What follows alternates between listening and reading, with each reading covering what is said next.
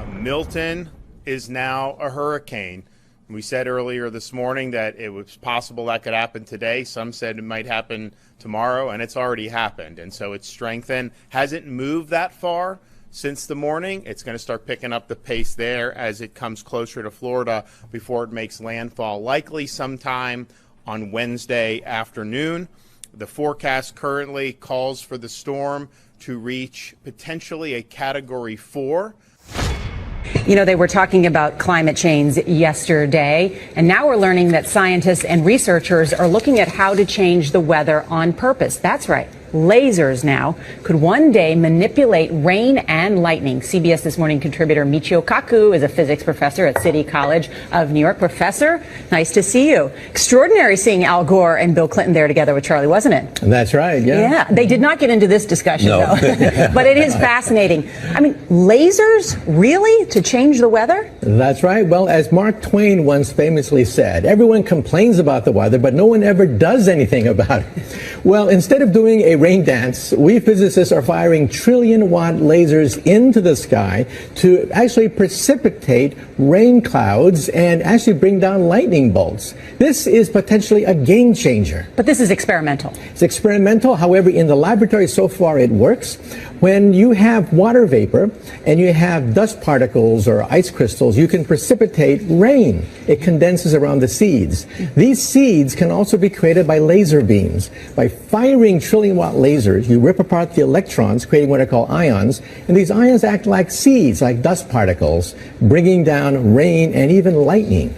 Go ahead. Well, this fascinates me in part because, too, I remember reading the stories that China had used this during the Olympics, that the USSR had used this after Chernobyl to create rain clouds. I mean, did those really work then? We have some of these capabilities now? Inconclusive. Even in the 60s, the CIA used this to bring down monsoons. Governments have been playing with this thing. Alleged to. Alleged to, right. Yeah. Now, we realize that for decades now, these governments have been alleged to have experimented with weather control, but nothing conclusive. This time we're bringing in the laws of physics rather than simply waving our hands and uttering mumbo jumbo. We're actually using trillion-watt lasers now. And in the laboratory, sure enough, they precipitate rain out of water vapor. Sure enough, you can actually bring down electricity down the beam. Another example is the array of technologies, often referred to collectively as geoengineering, that potentially could help reverse the warming effects of global climate change. One that has gained my personal attention is stratospheric aerosol injection, or SAI, a method of seeding the stratosphere with particles that can help reflect the sun's heat in much the same way that volcanic eruptions do.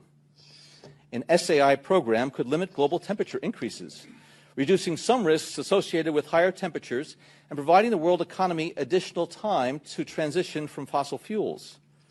This process is also relatively inexpensive. The National Research Council estimates that a fully deployed SAI program would cost about $10 billion yearly. As promising as it may be, moving forward on SAI would also raise a number of challenges for our government and for the international community. On the technical side, greenhouse gas emission reductions would still have to accompany SAI to address other climate change effects, such as ocean acidification, because SAI alone would not remove greenhouse gases from the atmosphere. On the geopolitical side, the technology's potential to alter weather patterns and benefit certain regions. And it's mainly, I mean, the frightening thing about this, and I know that there's been many tests now that are showing accumulations of aluminum, even in places in very remote parts of the earth, in the soils, and it's hard to explain why that would happen. And people should know this, that aluminum was never a free molecule prior to the era. Aluminum, all the aluminum on Earth is bound into silicate. And so it wasn't like there are many other metals like iron, et cetera, that are in the seawater and that and zinc and magnesium, et cetera, that are free and biologically available. But aluminum was really not biologically available prior to and particularly the airline industry. when aluminum smelting became very, very widespread. And then, of course, the aluminum got into our cookware, it got into aluminum cans, it got into food storage, etc. And we now know that aluminum gets stored in the brain. It crosses the blood-brain barrier. It has a high association with Alzheimer's and with many, many other brain injuries and other injuries. And so it's kind of frightening to think that somebody may be putting large amounts of bioavailable aluminum into the environment, spraying it in microscopic particulates from airplanes. You're completely correct on every point. Thank you for bringing that point up, that aluminum does not exist naturally in the environment in free form, always bonded to other elements. And we now have lab tests from around the world, all of which contain some level of aluminum. That's what brought me into this fight. When I began to lose massive amounts of my solar power uptake, I spent my whole life trying to get out of the smoggy Southern California, moved to the Pacific Northwest, built this off-grid home, and was losing huge amounts of my solar power uptake from whatever these aircraft were emitting, which I knew could not be condensation, not to block 70 or 80% of my solar PV uptake on some days.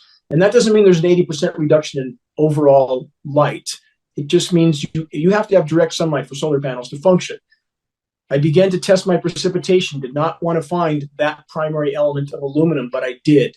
I continued to test my precipitation. In the course of 18 months, the amount of aluminum in a single precipitation event went from 7 ppb, parts per billion, to 3,450 ppb in a single rain event. That's highly toxic rain. So much aluminum is falling in our region of Northern California. It has altered soil pH values from 10 to 12 times toward alkaline. Rain pH should be about 5.6 based on atmospheric carbon loading. We're seeing now 6.6, 6.8 in some cases. We're testing individual precipitation events. The precipitation that is very high in aluminum, it's actually pushing the pH value toward neutral. And in regard to where else that might be coming from, because that's a question people ask. Maybe there's some industry across the street from me or so forth. We know from CARB, California Air Resources Board, that when they're testing from the aerosols from China, Japan, Asia, there's nothing between us and them.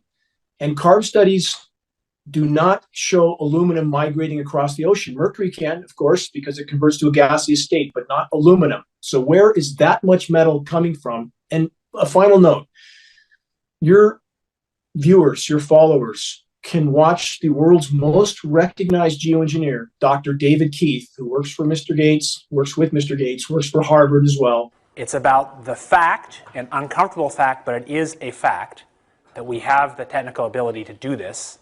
They are all fast acting, they are cheap, and they are fundamentally imperfect. There are problems of how you control something where an individual country can have tremendous leverage over the whole planet's climate, and where there are winners and losers in ways that really could be unpredictable. And I mean, not to frighten you, but I think you can imagine scenarios that lead to that. Bill Gates is now backing something called sun-dimming technology that would reflect sunlight out of the Earth's atmosphere, causing global cooling. Ooh, that's not fraught with risks. You thought gain-of-function research on pathogens was dangerous. Try that. But that doesn't stop Harvard University.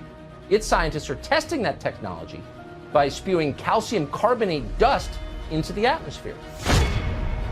Well, the World Economic Forum's looking into it. We've got a tweet from the Daily Wire. Should be no risk. World Economic Forum pushes space bubbles to block out the sun and stop climate change.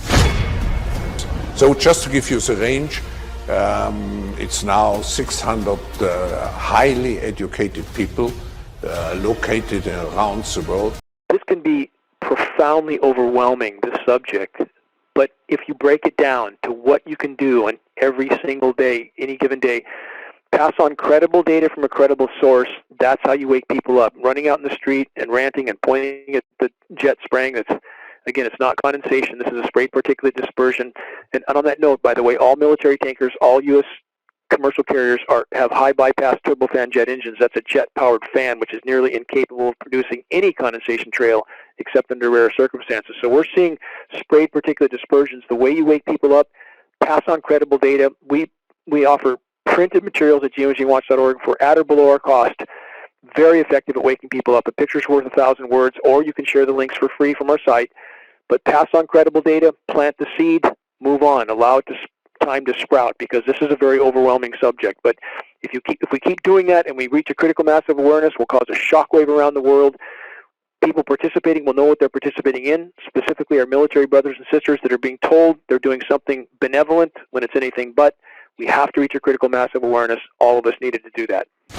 What you're about to hear is perhaps one of the most vital information out there to this day, at least in my opinion, on geoengineering, coming from the man who is actually participating in this geoengineering program. Take a listen. You could actually spray sulfuric acid in the stratosphere 20 kilometers over our head and use that to stop the planet warming up in a ugly tech fix. You can spray something into the atmosphere to change. Spray pollution into the atmosphere to stop it warming. How do you do this? You'd start with a fleet of modified business jets and say 20,000 tons of sulfuric acid into the stratosphere every year. And each year you have to put a little more. And this doesn't, in the long run, mean that you can forget about cutting emissions. We will need to rein in emissions. No, we'll get to it eventually. In the meantime, we're shrouding the earth in sulfuric acid. So people are terrified about talking about this because they're scared that it will prevent us cutting emissions. Right, and also that it's sulfuric acid. We put 50 million tons of sulfuric acid in the air now as pollution, and 1 million people a year worldwide. Okay, but it'll be better if we put more in. We're talking about 1% of that. 1% more, we're just 10,000 more people. You can do math. What happens to the sulfuric acid after it's sprayed? Does it just stay up there? No, it rains down, but it's a tiny addition to what we're already doing. Is there any possible way this could come back to bite us in the end? It actually turns out to be an old idea. This was known since President Johnson. You ever look at those planes up there? They have contrails behind them. Maybe all those planes with the contrails, maybe they're actually spraying chemicals into the atmosphere right now, and Uncle Sam isn't telling us. Seems extremely unlikely. That the United States is not telling something to its citizens? That seems extremely likely to me. Read the newspaper. I think they might have your idea already.